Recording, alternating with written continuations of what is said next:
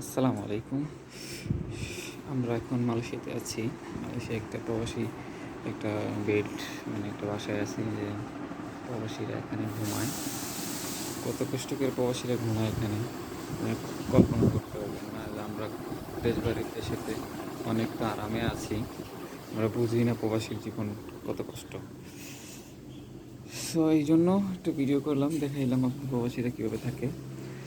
আর আমরা এখন যেখানে আছি এখানের বাইরের অংশটা হইছে এরকম।